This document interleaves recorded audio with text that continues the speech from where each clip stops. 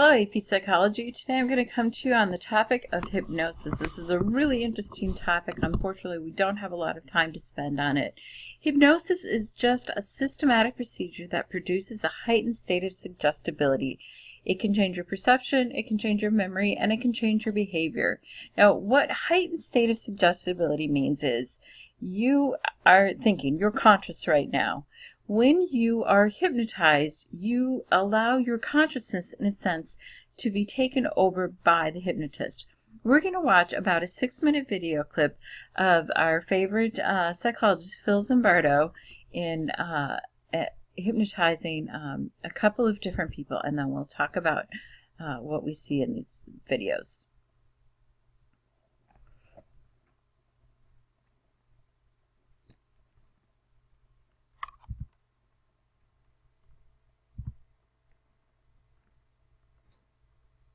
Another, often dramatic window on the different levels of consciousness.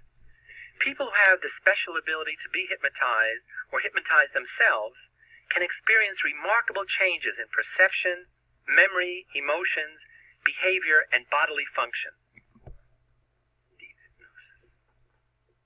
The hypnotist is merely a coach facilitating the optimal performance of the subject.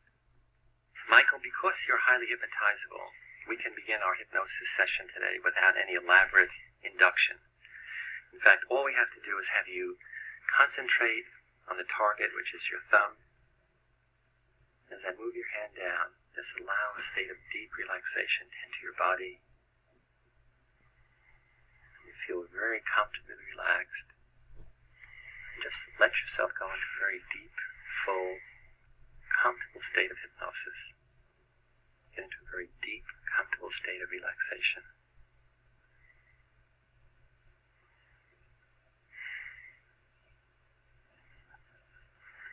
And you know that under hypnosis, you're able to change certain aspects of reality, to visualize things and have those images influence how you think, feel, and act.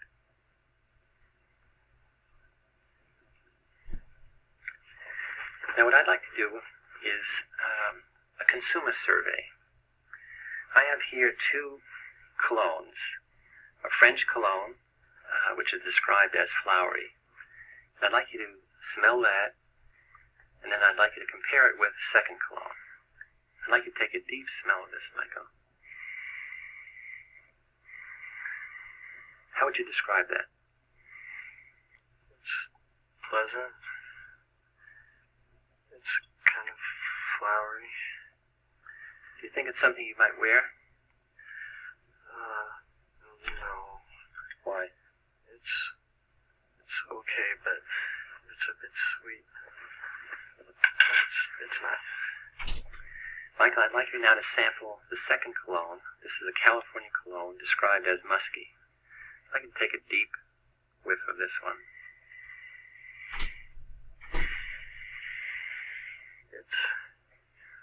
It's more musky. I think it's a bit more masculine. Which of the 2 do you like better? I would probably wear the second one. Want to take another smell of it? Yeah, please. Okay, I'm going to tap you on your shoulder, and when I do, you're going to be alert and refreshed, because I'd like you to sample the colognes again.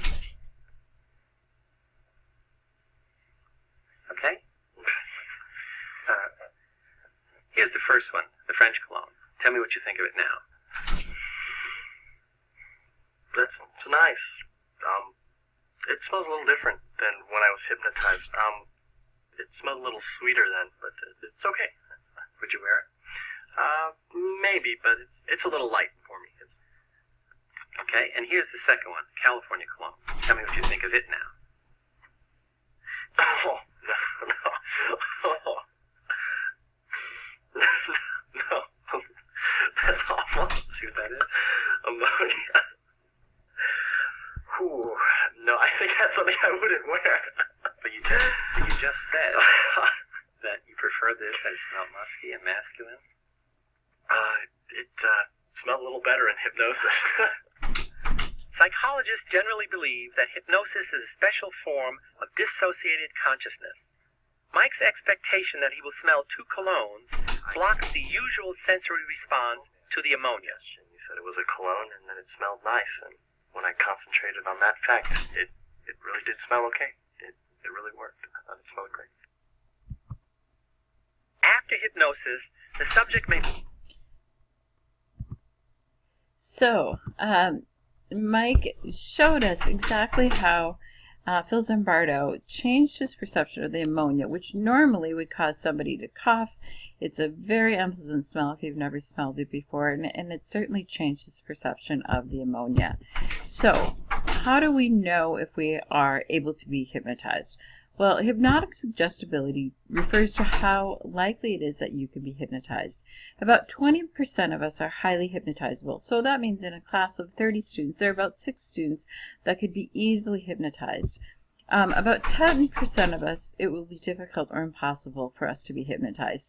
And usually that is because we simply do not want to be hypnotized. We do not believe that it is a legitimate phenomenon, and we just don't want it to happen.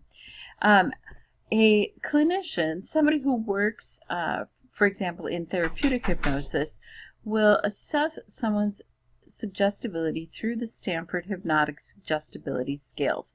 Now, these are 12 standardized tests that come out of Stanford, and they specifically measure certain types of like minor hallucinations or manipulations of perception. So one is like a hand clasp test where you'll be told that you can't pull your hands apart no matter how hard you try. Another one might be a taste test where they tell you that you're so thirsty and, lick your lips. You're so thirsty. You've been in the desert for, hours, or and then if they see you lick your lips, then they know that you are actually responding to the hypnotist's suggestions. So the correlates to suggestibility are generally people that can have intense focus, and in this case they'll need to intensely focus on the hypnotic suggestions. So what are hypnotic suggestions? These are things like we just saw in the video clip. When Mike was told that the ammonia was a California musk, that's what he smelled. So by suggestion, a subject may experience, for example, a loss of sensation in a part of their body. This is helpful if they're having surgery or using hypnosis for pain control. They might have a hallucination or indeed a false perception, which is what Mike had in the example that we just saw. Now, some people will experience, or most people during hypnosis will experience some certain changes. Now, I believe this picture is probably from a stage show, a high school graduation or something like that. Someone who is hypnotized has reduced planfulness. That means that they are merely waiting for the hypnotist to tell them what they should be doing. They will not initiate behavior on their own. Their attention is redistributed not to the audience, not to the environment, but solely to the hypnotist. They will have vivid imagination and fantasizing during their hypnosis, and whether it's for a stage show or for surgery, of course this is going to be very important, especially for surgery, to make sure that the pain does not break through. Some people will have what we call post-hypnotic suggestions. These are suggestions to be carried out while not under hypnosis. Now, when Mike, the volunteer that we saw, was hypnotized, he was not given a post-hypnotic suggestion. So he remembered what the smells were that he thought he was smelling during hypnosis. But some people might get a post-hypnotic suggestion, such as if they're trying to stop smoking, when you smoke, you will feel sick. Others might be given a suggestion for post-hypnotic amnesia. This is when one will not remember the session by suggestion. Now, this is often done in stage shows. I'm not really sure why, but it's also done in some kind of behavior management programs, such as smoking cessation or dietary changes. There are 2 explanations for hypnosis. The first one is social influence theory.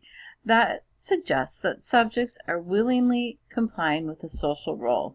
They want to be hypnotized, and they expect that it will work. So there's no really special brain changes in this particular theory. The other theory is the divided consciousness theory, and this is the one that Phil Zimbardo talked about, a dissociation theory, or a dissociation of consciousness. So we think about our ordinary consciousness as going down a single stream, and then at the point that we are hypnotized, it divides into two streams. One of these streams will be the hypnotized subject responding to the suggestions. For example, in pain, you will not feel the pain. You will be hearing the sound of an electronic toy rather than the drill, which is what would be used in dentistry. The second stream is called a hidden observer. So in tests of people who are under hypnosis, we can see that their brain is still receiving the sensory input. For example, the person who I hope to show you at the end, who has a root canal during hypnosis, his brain is still receiving that sensory input in the parietal lobe, but he's just not paying attention to it. If asked or inquired about it, he will say, yes, there's a part of my brain that knows that this is happening, but I'm not paying attention to it. So it's kind of a mystery, and it's a really interesting phenomenon. Another thing that happens that we can see from brain studies is that when, I've already talked about pain, but for visual stimuli, in this video clip that I don't have time to show you, but if you go back and you look on my Moodle page, you can click on any of these links and watch some of the videos. But there's a man who is given a grid. It's a black and white grid and gray. And when he is first told to just imagine the squares as having colors, his parietal lobe lit up right up here. But when he was actually under hypnosis and he was told that he was looking at a colored grid, his visual cortex was lighting up. This would suggest that the experience is really analogous to actually seeing the object, whereas imagining it was a different experience. Now, how can we apply hypnosis? First of all, there are some ineffective applications of hypnosis, things that people have tried that just don't work very well. First of all, chemical dependency, drugs and alcohol are not amenable to hypnosis. Some people suggest that smoking is, and every semester when I teach about this, I do hear about students who have known someone that has had a successful experience with smoking and hypnosis. Memory is a very dangerous place to tread with hypnosis. People should not ever go under hypnosis and have a hypnotist suggest to them to draw up early childhood memories. We are very vulnerable to suggestion in memory, and if a hypnotist suggests to the subject perhaps that some kind of abuse or something occurred, it is very likely that that person will incorporate that into their memories and indeed create a false memory. People also are not able to recall the details of a crime merely through hypnosis. These are ineffective applications of hypnosis. Ones that are effective, however, are pain control. Cancer pain, which can be exceedingly painful, is one example. People can undergo surgery through hypnosis, through birth. They can have headache control, dental work, and there is also evidence that some skin conditions can be treated through hypnosis. Behavioral control include uses for weight loss and anxiety, especially the relaxation techniques like we saw Mike in the video. Now, I am going to go back to the